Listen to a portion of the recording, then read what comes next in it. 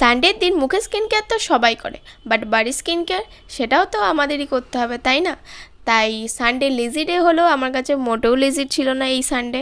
তাই আমাকে ঘুম থেকে উঠেই আমার কাজে লেগে পড়তে হয়েছিল। কিন্তু তার আগে আমি ঘুম থেকে উঠেই আমি একটু ল্যাদ খেয়ে নিলাম। ভালো করে জানি একবার ঘুম থেকে উঠলে আমি আর বিছানাতে পা অবধি রাখতে পারবো না, তাই তার আগে একটু বিছানাতে আমি ল্যাদ খেয়ে নিয়েছিলাম। আর তারপরে দেখি মা এসে আমাকে চা, ড্রাই ফ্রুটস সব দিয়ে গেল সেগুলো খাওয়ার জন্য। তাই প্রথমে আমি ড্রাই ফ্রুটসগুলো খেয়ে নিলাম, আর যে চাটা ছিল সেটা আমি আরাম করে বসে বসে আমি একটু খেলাম।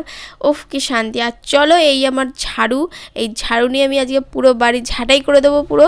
আর তারপর একদম শুরু হলো ছাদের দরজার থেকে, মানে ছাদের যে সিঁড়ি থাকে সেই সিঁড়ি থেকে শুরু করলাম, কারণ ওইখানে আমি অ্যাকচুয়ালি হাতই পাই না, মানে আমাকে হাই টুল নিয়ে যেতে হবে।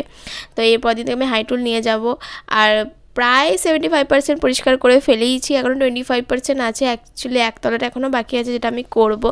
তো মোটামুটি কমপ্লিট করছিলাম। এটা হচ্ছে ঠাকুর ঘর, যেটা আমি তোমাদের সাথে কোনো একদিন শেয়ার করব। তারপরে আমি দোতলার যে ব্যালকনি ছিল, সিঁড়ি, সেইগুলো আমি পরিষ্কার করে নিলাম।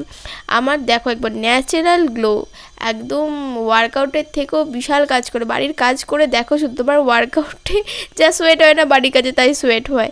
তো মিনিমাম তারপরে গিয়ে দেখছি আমি যে ফ্রিজের সুইচটা বন্ধ, আর সেটা চালাতে মা ভুলে গেছিলো। তাই দেখছি ফ্রিজের যা বরফ ছিল জল গলে একদম যাচ্ছে তাই অবস্থা। তো এটা দেখে আমাকে সেই আবার পোচাপুচি শুরু হয়ে গেল। তো আমি সানডেতে অনেক কিছু করেছি, সেটা তোমাদের সাথে আমি শেয়ার করব। একটা একটা করে ভিডিও আসছে।